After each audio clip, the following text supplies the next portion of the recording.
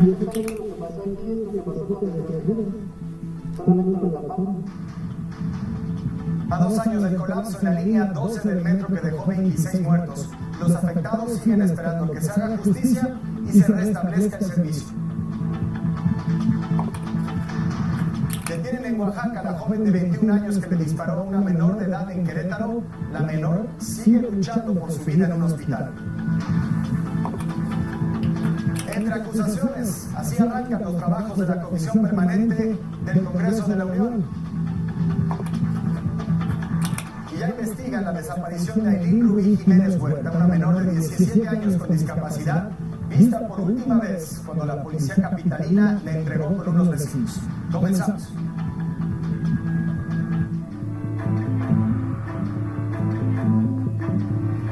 Muy buenas noches, yo soy Enrique Acevedo y estas son las noticias en punto.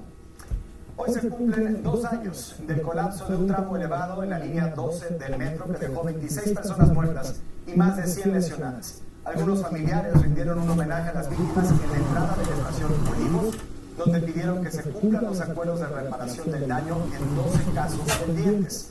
La Fiscalía de la Ciudad de México informó que hasta ahora se han vinculado a un proceso a 10 personas relacionadas con los hechos y se logró la firma de 117 acuerdos reparatorios. El gobierno de la Ciudad de México anunció que el tramo que va de Atlalilco a Periférico será reabierto el mes de junio, aunque aún no hay fecha para la reapertura total del servicio. La falta de servicio ha afectado a cientos de miles de usuarios que requieren de hasta 3 horas para llegar a su destino. La historia la tiene Paco Santana. Hacemos más de 2 horas cuando hacíamos 45 minutos. Las salidas y las entradas para Olga Tláhuac están saturadas completamente. 40 minutos hacía tanto de ida como de regreso. Ahorita hago entre hora y media, casi 2 horas. Para peatones, automovilistas, choferes de transporte público y para usuarios de la línea 12 del metro en Tláhuac, la movilidad temporal debido al cierre ocasionado por el colapso del tramo elevado entre las estaciones Olivos y Tezonco es una realidad que han asumido invirtiendo más tiempo y más dinero. Desde aquí hasta lo que es la estación de Bellas Artes prácticamente me tardo 3 horas en llegar, cuando antes solo tardaba poco más de 1 hora. ¿Cuánto gastabas antes y cuánto gastas ahora? Lo del metro que eran 10 pesos, 5 de ida, 5 de regreso. Yo ahorita me estoy gastando casi 20 pesos. Sandra era usuaria de la línea dorada. Calculó cuánto ha invertido de su bolsillo y su tiempo para ir y venir a su trabajo en todo el periodo que el metro lleva sin operar. En promedio me dices que has invertido 3 horas de más en ir y regresar a tu trabajo. ¿Cuánto tiempo has pasado en un transporte público en estos 2 años? En estos 2 años he pasado 1,440 horas. ¿Cuántos días has pasado en un transporte público? 70. Las afectaciones por las obras de rehabilitación y el tráfico en la avenida Tláhuac le pegan a todos por igual. ¿Se salvan ustedes en las motos del tráfico? No, porque realmente allá adelante está cerrado otro retorno. Si no te vas entre calles, no pasa. Está muy pesado, hay poquita gente ahí con el tráfico. Estamos haciendo un promedio de 6 horas por vuelta. ¿Y antes cuánto hacías? 3, 2 y media. Antes del accidente por vuelta estábamos gastando un promedio de 150. Ahorita estamos gastando un promedio de 250 pesos por vuelta. Si trasladábamos al día un promedio de unos 150, 200 personas, y ahora le damos unos 80, 100. Los vecinos solo piden una cosa a las autoridades: Que le apuren un poco el paso a arreglar esto y que lo hagan bien para que no vuelva a pasar porque le estamos sufriendo. Claro, y detrás de las cifras, la pérdida de productividad y la pérdida de calidad de vida para cientos de miles de usuarios. Mire esta historia que ilustra cómo la violencia armada en nuestro país se sigue infiltrando en espacios cotidianos. Hoy fue detenida en Oaxaca la joven de 21 años, identificada como Teresa N. Es acusada de dispararle en la cabeza a una menor de 17 años la semana pasada en un fraccionamiento en la ciudad de Querétaro. El ataque parece haber sido planeado cuidadosamente como resultado de una diferencia personal. Mis compañeros Dafne Mora y Fernando Guillén tienen más detalles. Cámaras de vigilancia captaron el momento en que Teresa, una joven de 21 años, le disparó en la cabeza a Mariana, una menor de 17 años, y expareja de un hombre identificado como Diego. Todo sucedió dentro de la privada Puerta Real del municipio de Corregidora, en Querétaro. una semana antes me había dicho que se había caído y que se había lastimado la muñeca. Me dice, pa, es que ya quiero dejar a Diego. Pues realmente no me caí. Digo, ¿qué pasó? Pues es que lo quise cortar y empezamos a discutir y me quiso subir a la fuerza al coche. Me tomó de la mano y me lastimó. La familia solicitó orden de restricción contra el presunto agresor por su comportamiento violento. Ellos iban al gimnasio juntos. Entonces la cambiamos de gimnasio. A los pocos días de que entró al gimnasio aparece una mujer. Le empezó a hacer amistad. Pasan unos días y un amigo de mi hija le habla por teléfono y le dice, oye, Diego ya tiene novia, está en un restaurante y él está aquí con ella. Y le manda la foto y mi hija se da cuenta que la novia es Teresa, la amiga del gimnasio. Ambas jóvenes acordaron verse el miércoles pasado en casa de Mariana. Dice, puedes venir a abrir.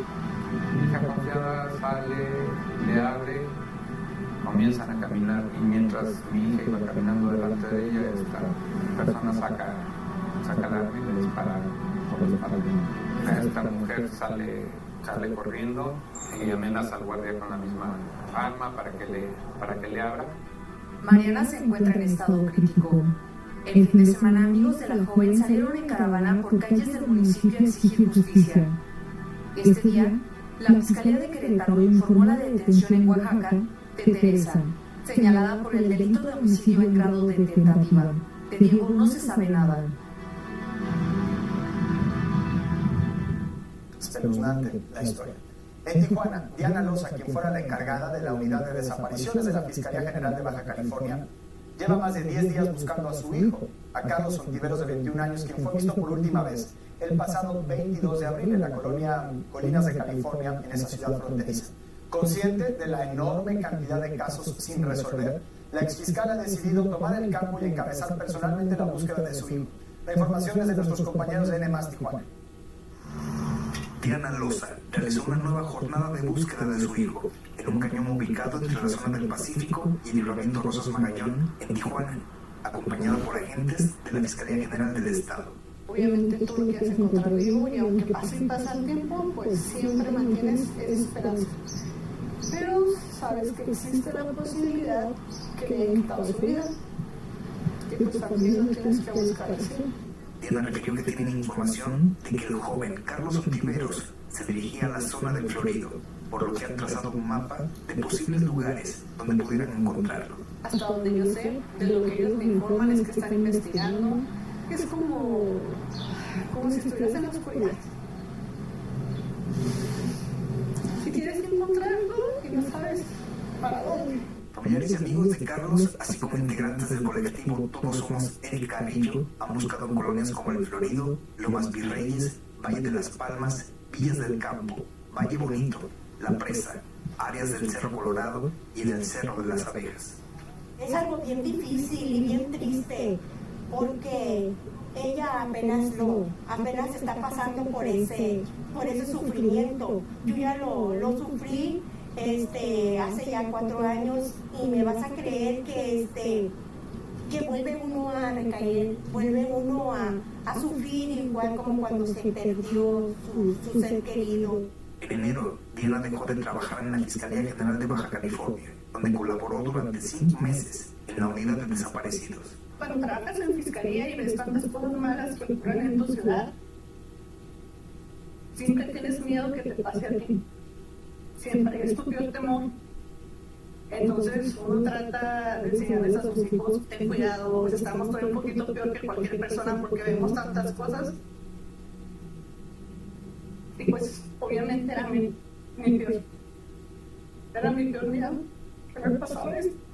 La mujer volvió a hacer un llamado a la comunidad para que se sumen a la búsqueda de su único hijo. En la fundación pues es completamente confidencial, no se busca encontrar a un culpable ni quién lo hizo, lo único que uno busca es encontrar a su familia.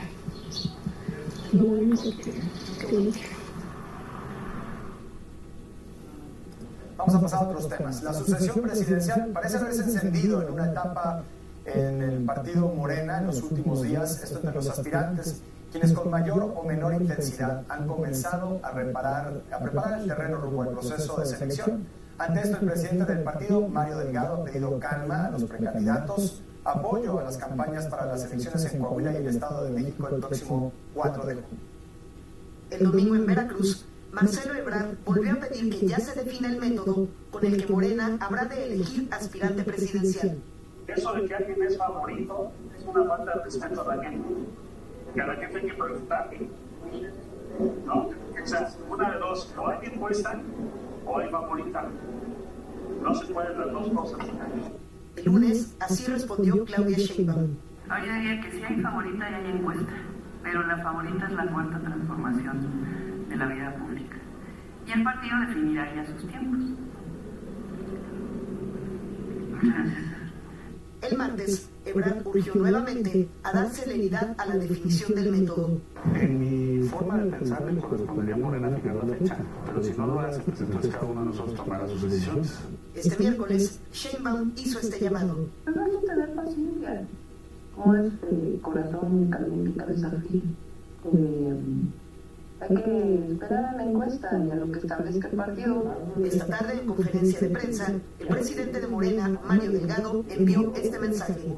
Les voy a pedir a nuestros compañeros, con mucho respeto, que pues dejen de pensar un poquito en el proceso del 2024 y se vengan a ayudarnos a Coahuila y se vengan a ayudar al Estado de México a que construyamos en la convocatoria, a que definamos fechas exactas, a que tengan la metodología de las encuestas y a que en unidad resolvamos el tema de la candidatura presidencial. Porque el llamado es a que no se caliente con el 24, para llegar al 24 hay que pasar por el 23. Hoy se llevó a cabo la primera sesión de la Comisión Permanente de la actual legislatura del Congreso de la Unión. No hubo mucho trabajo legislativo, pero sí sobraron las acusaciones y las diferencias entre diputados y senadores de Morena, sus aliados y la oposición.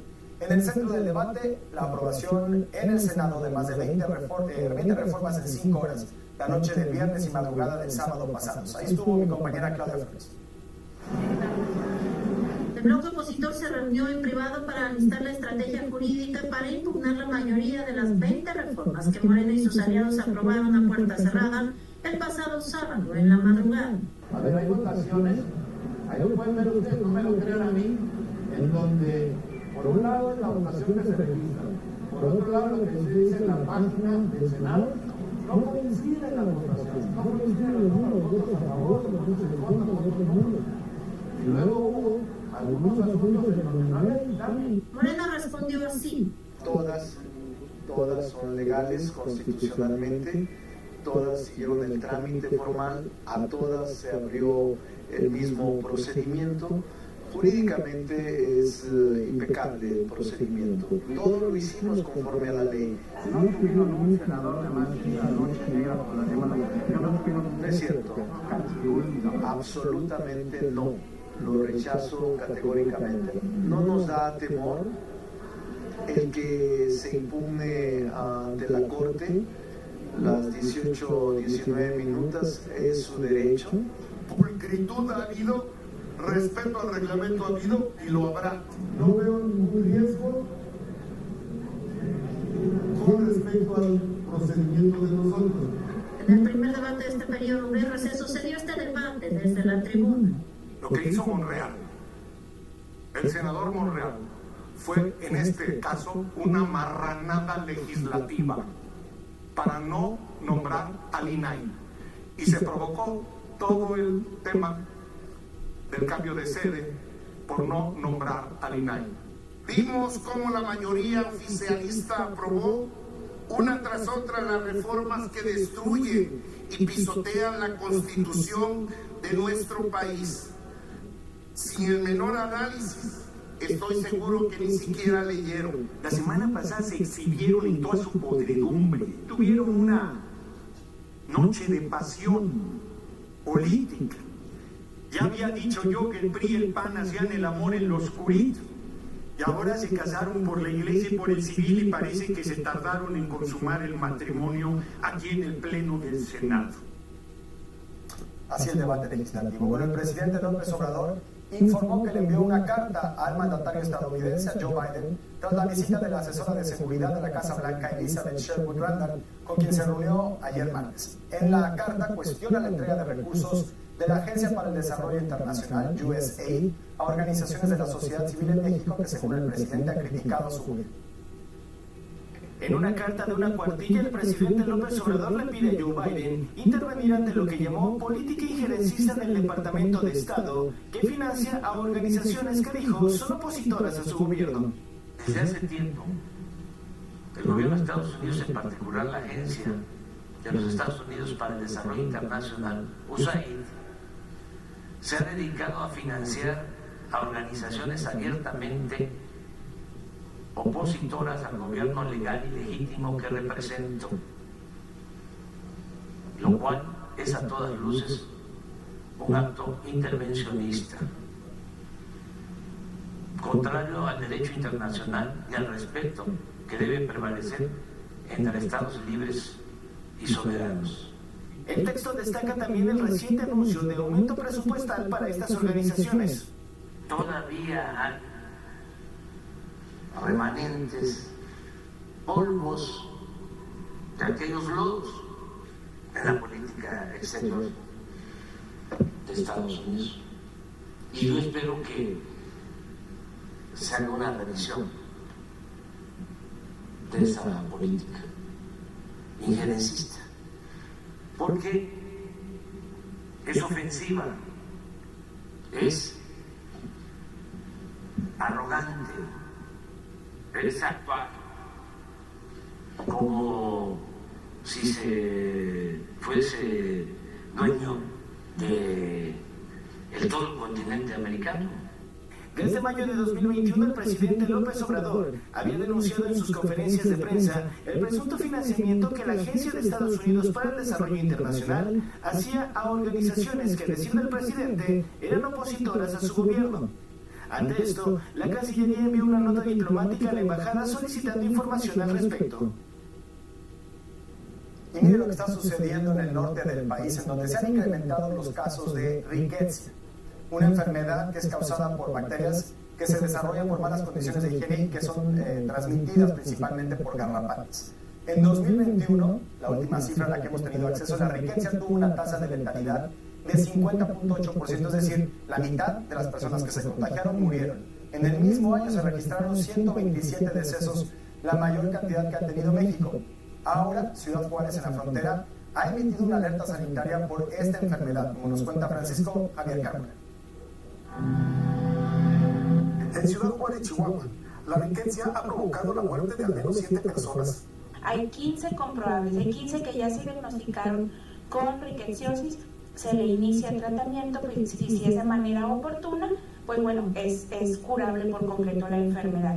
En el caso en que se acuda de manera muy tardía a la unidad hospitalaria, pues bueno, esto nos puede llevar muy rápidamente a una defunción. La enfermedad se transmite al ser humano a través de la picadura de garrapatas, ácaros, pulgas o piojos. Los contagios ocurren principalmente en viviendas con pisos de tierra, construidas con madera o lámina, donde hay maleza en los alrededores o existen paredes con huecos. También por el contacto con perros o gatos callejeros con garrapatas. La enfermedad es difícil de atender y curar. Con un sobrino de 5 años le dio riqueza, fueron casi 7 meses internado de actividades para poderlo salvar.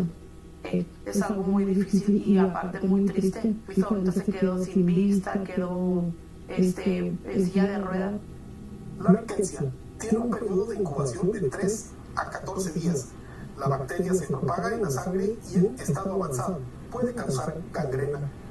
Vamos a tener dolor de cabeza, dolor de garganta, dolor en articulaciones, mialgias, que son dolores musculares, podemos presentar vómito, dolor abdominal, diarrea, fiebre de inicio repentino que puede llegar hasta 38.5 grados.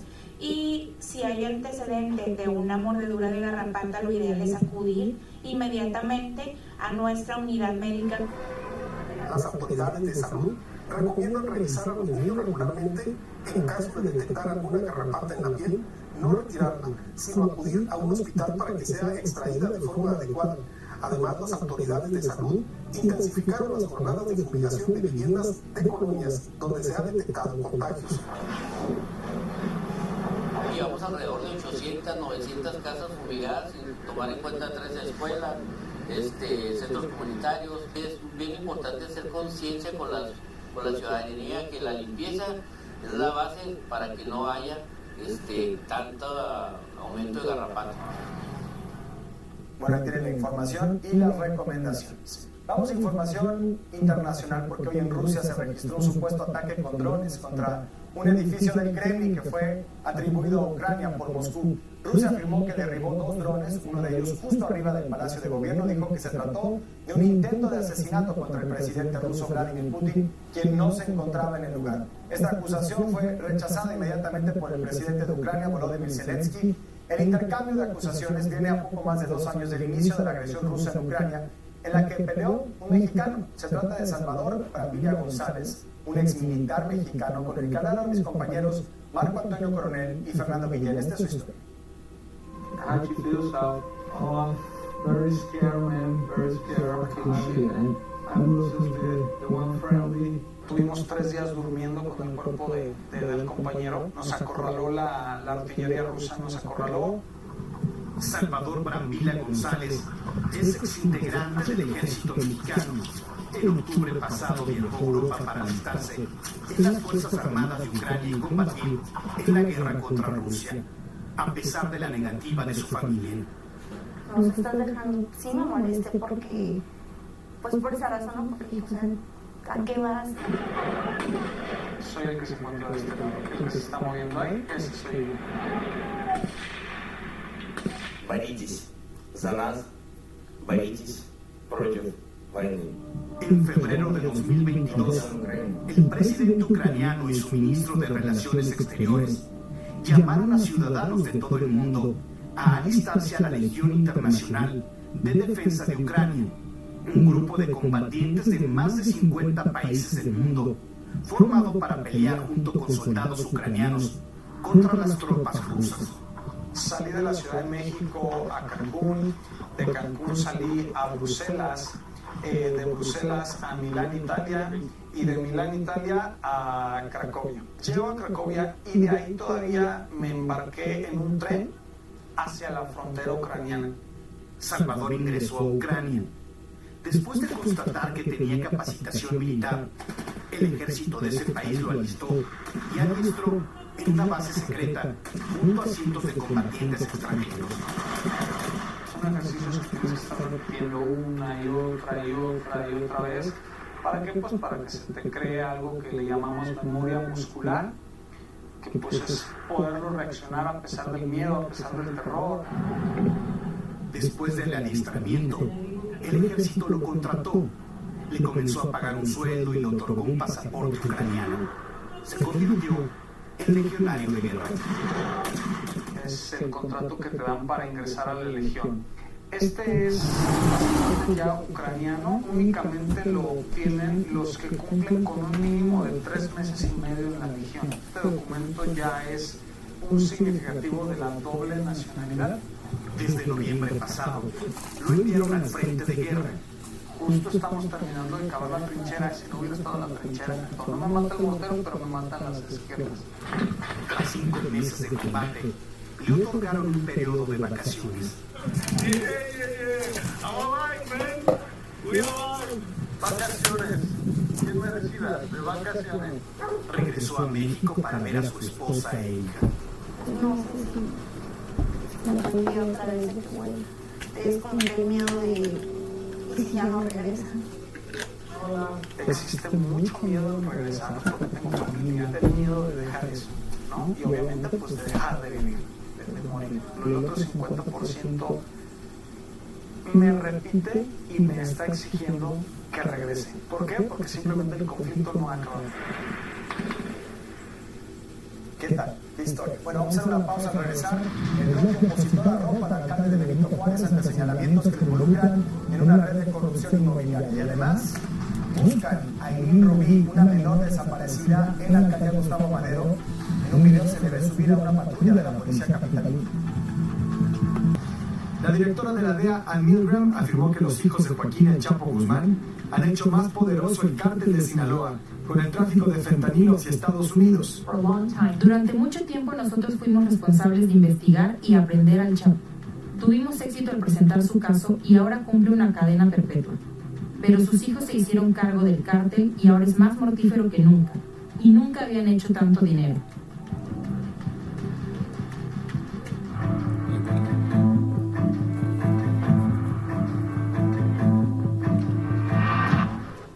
Para despedirnos, vamos por el planeta. El uso de cámaras trampa o fototrampeo ha sido clave para seguir el desarrollo del jaguar de Nacho en la Papalota en Nayarit, que es un santuario, como nos lo cuentan Alberto Tinoco Guadarrama y Alejandro Gaspar Rabadán. GNP Seguros presenta Vivir es increíble por el planeta. En el 2015 empezamos con un programa de monitoreo de mamíferos medianos y grandes usando el método de fototrampeo, estas cámaras automáticas que nos dan idea de qué es lo que hay en una zona. Y bueno, el jaguar empezó a ser parte importante en la investigación una vez que nos dimos cuenta que eran varios individuos.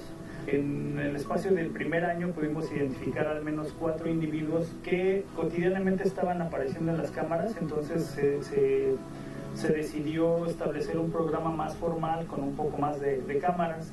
Se tienen alrededor de 500 registros de diferentes momentos, en diferentes años, de unos 20 individuos, machos, hembras y crías, residentes o que solo han cruzado por la Papalota. Él es Nacho, el macho dominante de esta zona y uno de los más grandes del que se tiene registro, después de que se le colocó su primer collar satelital para conocer sus patrones de movimiento.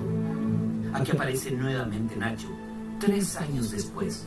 Se trata de uno de los individuos con más fidelidad a la Papalota. En esta secuencia, observamos cómo Nacho se revuelca. Es un comportamiento común entre los felinos. La cámara trampa registra cómo Nacho comienza a oler algo que pareciera excitarlo. Quizá el rastro de una hembra en esto.